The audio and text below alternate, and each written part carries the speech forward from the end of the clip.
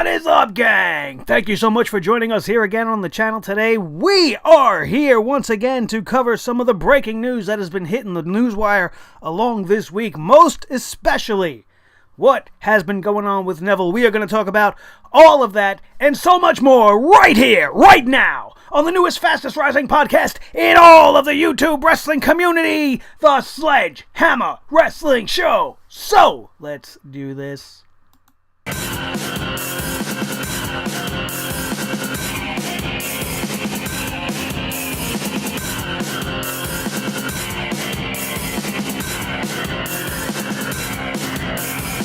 Sledgehammer Wrestling Show.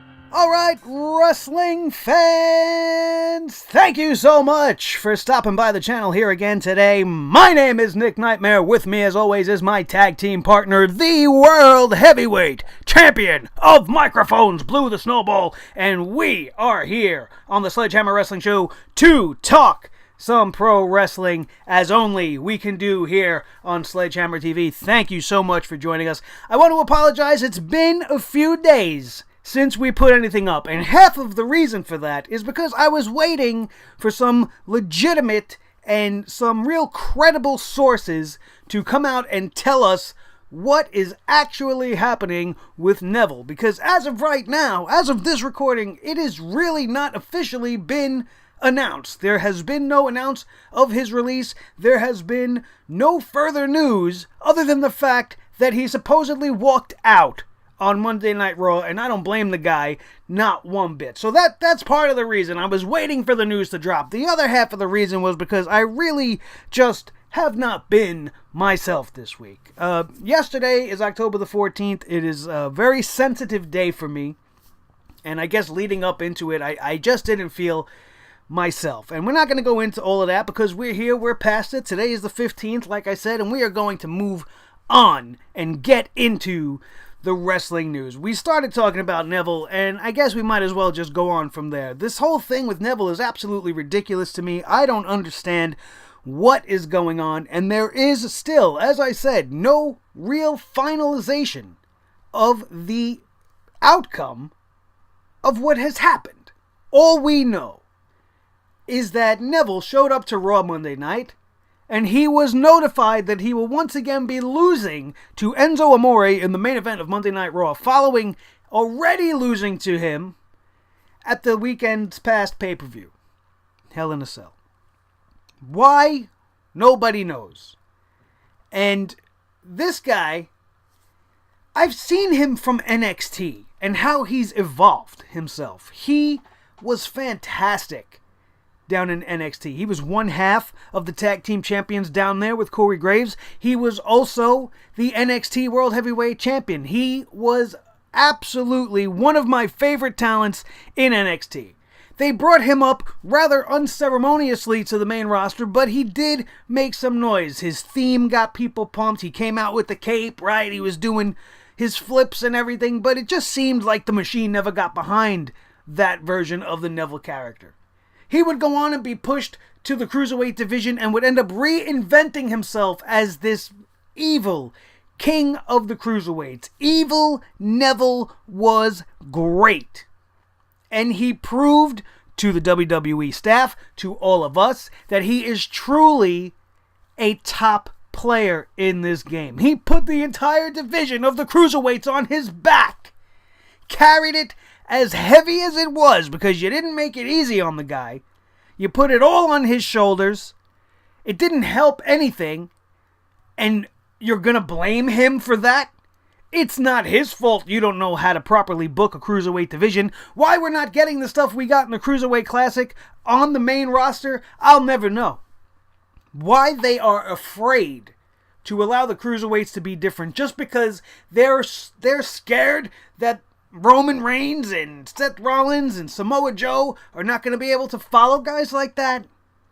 That's why you have that. It's supposed to be different. You're supposed to showcase those things because we know that the big guys can't do those things. We're not expecting to see Hurricane Ranas and flips and springboard dives and awesome aerial athletics from guys 6'5" and up. Meanwhile, some of these guys actually do it. Samoa Joe does have his fair share of cruiserweight maneuvers. AJ Styles is a springboard maniac. He could be looked at as a cruiserweight just in his wrestling style. He could definitely fit in and put off some great matches with these guys just based off of his repertoire alone. But would you pigeonhole AJ Styles as a cruiserweight? Absolutely not. He's the greatest wrestler in the world. So why would you do it to a guy like Neville, who's clearly one of the best in the business, can definitely hang with the guys on Raw and SmackDown, did not deserve to be demoted to the 205 division, and all of this has been building up. You don't think he feels this exact same way as I've been feeling as a fan watching him? What is he doing on that purple show? It doesn't make sense. Sure, he fits the body frame and he's in the weight limit, but he's more than a cruiserweight. He knows this. The smart wrestling fans, we know this. And we were hoping that this loss to Enzo Amore was going to allow Neville to come back to the main roster at least. But that's not what happened.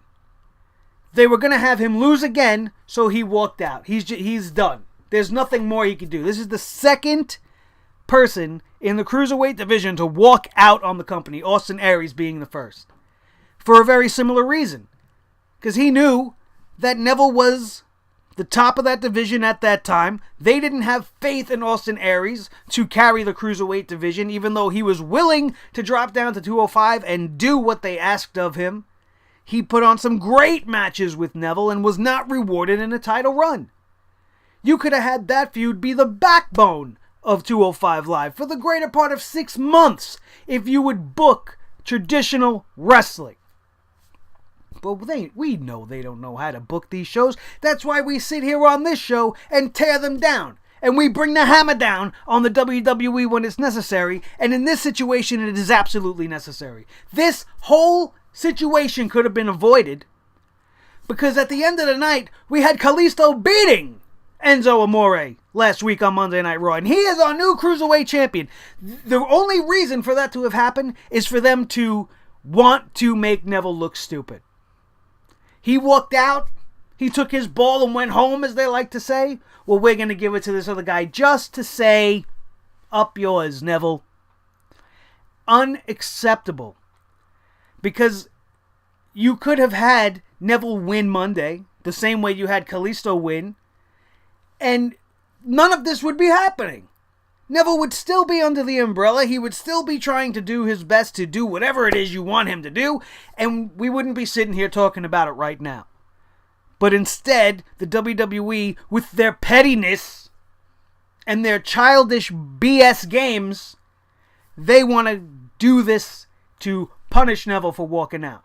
Because he didn't have patience. Maybe they have this whole big grand scheme planned for them, but I don't believe that's to be true. They don't know what a big grand scheme is anymore. They book things minute to minute on Monday Night Raw. They change things on the fly while the show is on the air. These are one of the reasons why I constantly keep saying the WWE, in this incarnation, during the last 2 to maybe 3 years, no fault of any particular talent. We're not blaming it on Roman Reigns or anybody else. They have become WCW. They have become everything that everybody hated about World Championship Wrestling. When you talk to anybody that's worked there, especially in their heyday when the NWO was running wild on top and Eric Bischoff was really calling the shots and running the show, Jericho, Benoit, anybody that came over in that time, when they were referencing their time in WCW, said it was a circus. Nobody knew what was happening. The script was being handed to them 5 minutes before going out on the air. There were too many people calling the shots, and they couldn't get anything done. And what was the end result with WCW? We all know that story very, very well. And they are following that mold. The only difference between WWE and WCW is there's one man at the top. And this one man is about as schizophrenic as they come. He's almost like the entire WCW booking committee, but in one brain, because his mind flip-flops as the show's on the air. You're supposed to have these shows planned out in advance, right? Stephanie McMahon's coming out. She's saying, oh, we listen to our fans, BS. And, we plan these things out months in advance, but because we're live, we have freedom to change things on the fly. That's not how you do things. You don't change things on the fly. You're supposed to have a plan and stick to the plan. And you're supposed to execute it to perfection, to the best of your ability until you get to the objective. What is the objective? I don't know what the objective is anymore aside from Roman Reigns, and it's a failing objective. But he fails to acknowledge this. And Vince McMahon, at the head of this company, is truly driving it right into the ground.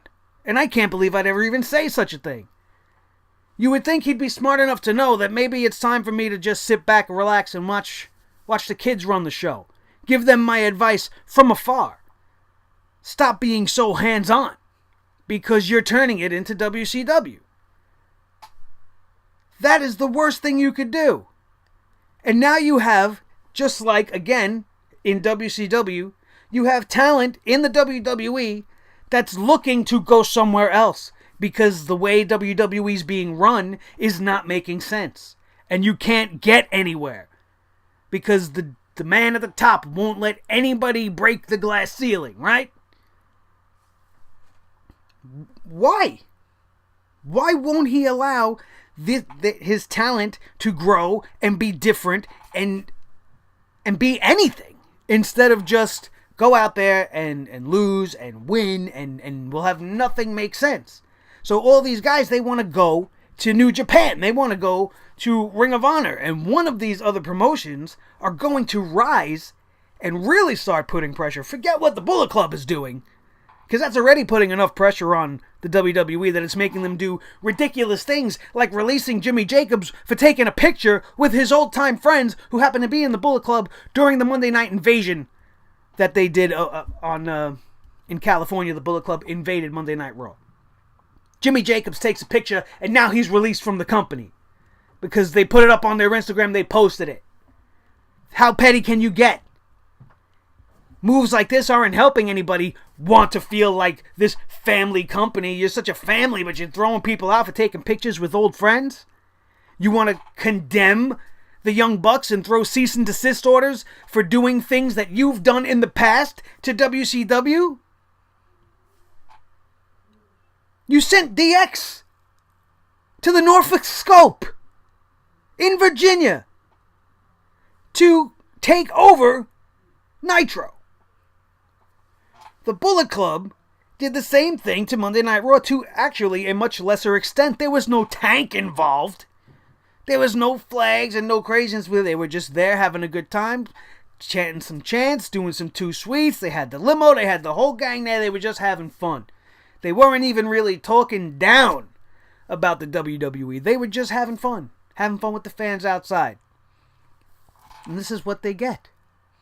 They get vengeance from Vince McMahon, because God forbid we're not the ones making other people look stupid. But all they're doing is making themselves look stupid with every decision they make. This whole thing has gotten out of hand. Case in point, you see it with Neville. Is he gone? We don't really know. The WWE has not released him from his contract as of this minute. He walked out of the company. That doesn't mean we'll see him again. Maybe he's just going to continue to, how do you say it? He's going to stand out, and he's going to stay away from the show until they release him. We don't know. We don't know for sure yet. And that's really what I didn't want to say. I wanted to be definitive and say to you guys, Neville is definitely gone. It certainly looks that way, but we don't know for sure. Let's move on past that and talk about a couple other little things that I wanted to address this week. We had a WWE Hall of Famer going off on Shane McMahon because of his crazy spot at the Hell in a Cell pay-per-view. Superstar Billy Graham, one of my all-time favorites from that generation. I always was a very big fan of the Superstar. Not when he came back as Superstar Billy Graham, the weird ninja man, because that just didn't work. That was sometime in the mid-'80s. But Superstar Billy Graham has been credited for being the inspiration for such superstars as Hulk Hogan and Jesse the Body Ventura, and that is obvious. Just when you look at them, you could see the parallels between all three gentlemen. And it all comes from superstar Billy Graham, one of the hottest men on the mic in history, and one of the greatest WWE champions of all time, WWF champions at the time. But superstar Billy Graham was very upset and went off on Shane McMahon, calling him an idiot, saying he's a spoiled rich boy that doesn't have to do these things. He does it just because he can. And I want to look at it from two sides of the spectrum. I'm thinking maybe he's either watching like me and you, and we're watching as a fan going, nobody wants to see this. So him going up to the top of the cage is a little excessive. You know, it doesn't make sense. It's stupid. All for him to fall off the top and then end up missing the spot anyway, thanks to Sami Zayn.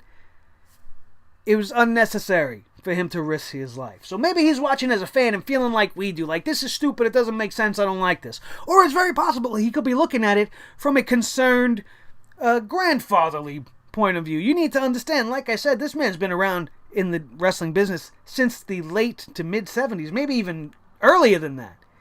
He definitely has a relationship with Shane and Stephanie McMahon of some sort. Most of the guys do. You see pictures all the time. They talk about these guys with great reverence and how he might have been like Uncle Billy. You know, you don't know. Or he might really, really love Shane McMahon and feel like the kid was like a son to him. And now the WWE is not even being clear about whether or not the guy's actually truly injured or whether or not he's just selling it being off TV. And maybe it's frustrating him because he wants to find out if the kid's alright. I mean, at that point, he could always just pick up the phone, I'm guessing, and call Shane McMahon himself and find out the real story. And instead, he wants to go off on Facebook and go off on a rant, as everybody likes to do nowadays. Maybe he is just seeking attention, just like some of these old-timers. I don't like to think about it that way. I know everybody got on Bret Hart's case for saying what he said about Seth Rollins, but he's just a concerned guy. And this is a guy that can legitimately say he wrestled all the years he wrestled and never legitimately hurt anybody and put them out. So for him to be able to say something like that, I mean, you could take that as you want, but I think he's got a point. Because he's a guy that did what you guys do for years and never hurt anybody because he was respectful of the opponent and of the ring and of the moves and not just trying to do crazy spots and power bombing people into turnbuckles and throwing people through tables and whatnot. So I understand where he's coming from. I also understand where the superstar is coming from. If it is either one of these reasons, then fine. If, you know, I totally back him in either scenario. If he's coming off just as a jealous old timer, as a lot of you guys like to think, and a lot of people were saying and trashing him on Facebook, telling him such, you're just an old timer who's jealous. I don't think he's jealous that he didn't fall off a 20-foot cage. I think it's got to be coming from somewhere else. But if it's truly from a selfish, vain point of view, then, you know, Superstar needs to be quiet and just let it be. If it is a legitimate concern or just him being a fan like us, then fine. I'm right there with you. We're going to go from one Hall of Famer complaining about doing crazy spots to another one who's still doing crazy spots. Terry Funk. 73 years old. Got busted open at an independent show somewhere in California. The organization known as PCW. I'm not familiar with it. But the Funker was there, and he came out to assist the Sandman, ECW legend the Sandman. And his opponents on that night did not take too kindly to this and drove a spike into the head of Terry Funk. Now, this is somebody's grandpa. This man is somebody's grandfather. If you're PCW and you have Terry Funk coming in, do you really think this is the best way to garner some attention? To use him? Bust him open with a spike to the head? I understand we're talking about Terry Funk, the original hardcore legend. The guy's had more death matches and exploding mat matches and barbed wire roped matches than anybody probably in history. And he's tougher than anyone you will ever meet. But was it necessary to spike a 73-year-old legend in the head? I mean, I think it might have even probably have been his idea because he's an absolute lunatic. But at some point, you don't think maybe this is a bad idea? Maybe we want to break away from this? No.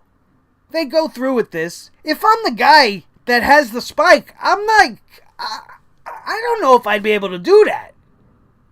Not only is it Terry Funk, but like I said, this is an old man. I don't care how tough you are. Somebody calls you Papa.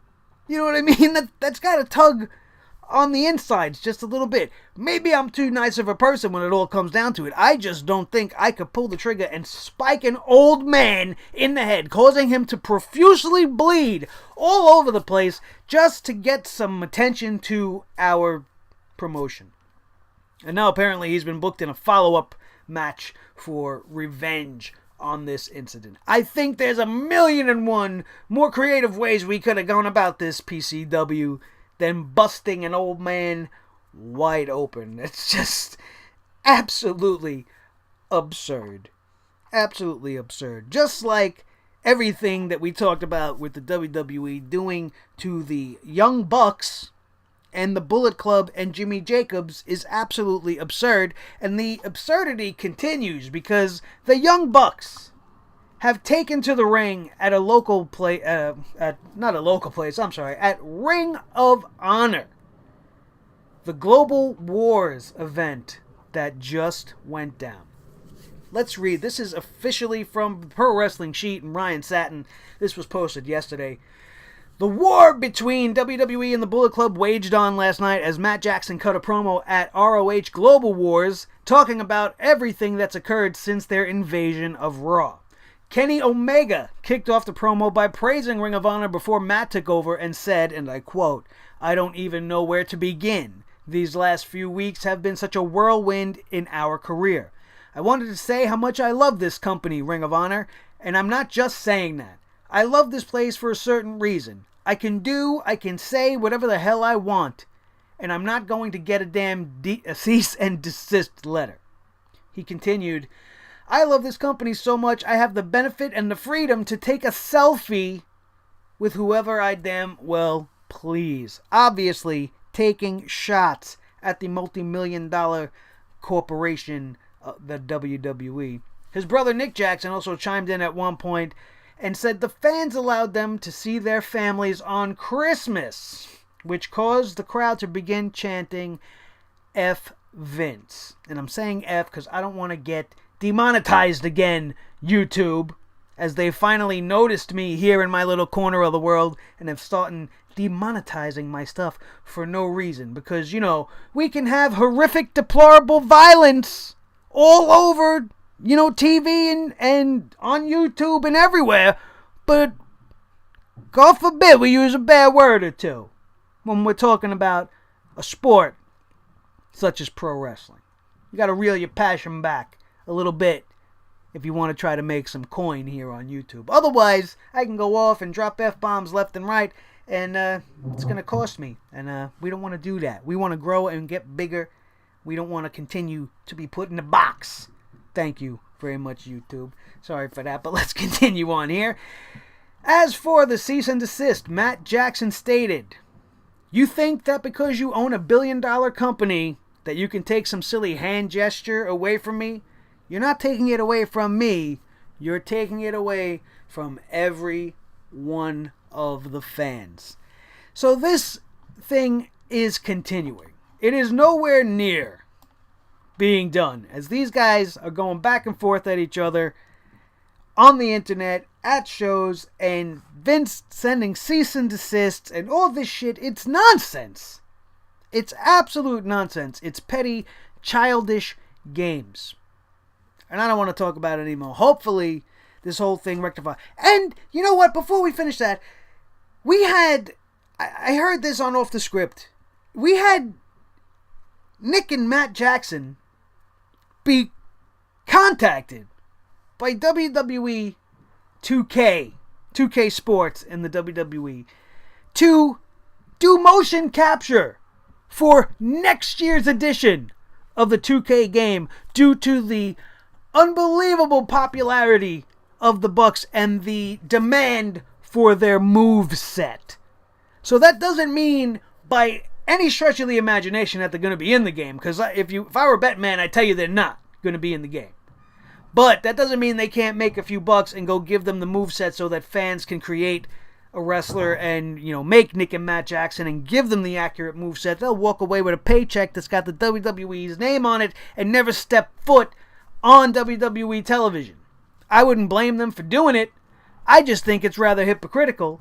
And obviously, but honestly, I believe that WWE has no idea that 2K even did it.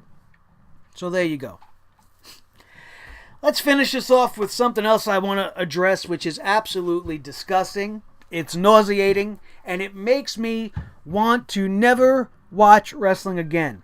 Because this is just an example, again, of how the WWE is becoming WCW by making matches that absolutely nobody wants to see, that make no sense at all, only to further their own personal issues and personal agendas. And that is the rumor that is going around right now that is stating that at the Survivor Series, the WWE is planning to have the Beast, Brock Lesnar, the Universal Champion, go one-on-one with the WWE Heavyweight Champion, the modern-day jackass, Jinder Mahal. I don't even know where to begin. I don't even know where my brain wants to go with this, because I'm going to try not to get too angry and over-emotional, but I just want to wring somebody's neck when I hear this, because how could they possibly think that's going to work on any level? Nobody wins in that situation. If you make Brock Lesnar lose, the world is going to go berserk. If you make Jinder Mahal lose, you make the WWE Championship look like the piece of garbage it's been around his waist for the last few months. So all these accolades and all these things that you're giving him, all these days he's coming up on 434 days, CM Punk's longest title reign, he's about to surpass that. Why? I ask you why. He's a jobber. And now you're going to make it even worse for this guy? You're going to make him look even worse by taking a loss to the Beast at Survivor Series, one of the biggest pay-per-views of the year. One of the biggest pay-per-views that everybody's going to be watching. It's not No Mercy, it's not Hell in a Cell, it's Survivor Series. You're going to have more eyes on that than you would on a normal pay-per-view cycle, and you're going to do this match? This is the best you've got? A complete failure of a match already. What is the point of that? Why not give us two separate championship matches? Survivor Series should be all about championships, especially the big four pay-per-views should have every title being defended on its own. And now we're going to have neither one of the titles being defended on one of the biggest pay-per-views of the year because it's going to be in a non-title match. Champion versus champion for non-title means nothing. Champion versus champion for championships certainly means something. Putting the non-title stipulation to it makes it even more senseless. It makes it even more useless. It makes it more unpredictable. It definitely allows them to play with the fact of allowing the Sing Midgets to get involved or somebody else to get involved and cost Brock Lesnar the match. But why? Why would you dare blemish Brock Lesnar, the man that has taken down everybody in his path? You look at the way he's beaten some of the contestants he's been up against. How does Mahal even stand a chance? He should be done before the bell even rings. You tell me how this is a good idea. You tell me how this is going to work out for anybody. You think this is going to sell network subscriptions? You think this is going to fill the arena for Survivor Series? When you got War Games going on 24 hours before that? Are you out of your mind? You know, NXT, every time they do a takeover around one of the big four pay-per-views, they always, no matter what the card they've given, there have been better shows than others, but every single takeover since they have begun has outshined the WWE main roster pay-per-view of that weekend. Hands down. Bar none. Every single time. Guarantee you enjoyed NXT better than WrestleMania. You enjoyed NXT TakeOver Brooklyn much better than you enjoyed SummerSlam. I know I did, and not just because I was sitting there in the crowd, but because that was a true wrestling show, and SummerSlam was just 17,000 hours of God, please get this over with. What are they doing? I hope to God that this is BS. You know, there's still a chance that this is just fake news, as many people are reporting, to not take too much stock into this. And I certainly am not, but I have to put my 2 cents in. What kind of a reporter would I be if I didn't report something as big as this? And not big because it's awesome, big because it's a big heaping pile of cow dung. It's the absolute most disgusting thing they could ever put on the plate for me and say, here you go, it's Thanksgiving. Survivor Series dinner is this. I'll throw up right in your face. You want to hand me this. Then I got to sit here and I got to review this. I got to sit there on Survivor Series, one of my favorite pay-per-views of the year, and this is going to be the main event. And then, God forbid, they have Jinder Mahal win. I might just short circuit. I might just pop a blood vessel and be gone that night. I swear to God. I don't know what's going to happen to me if that happens. I certainly do not want and do not look forward to it at all. Not at all. That's going to do it for the news today, you guys. Thank you so much for being here. I'm about to go outside my room here and fire up my 2K18. I'm going to be honest with you real quick before we sign off here. I started playing this game and I'm not impressed and I'm not having fun. But I want to make content for this channel and we are going to have some dream matches. I'm going to try my damnedest to set up a Survivor Series 8-man tag, something I have never done before, and I'm going to have it right here on the channel. We are going to not have entrances or anything like that because I don't want to get striked. Everybody's so sensitive nowadays.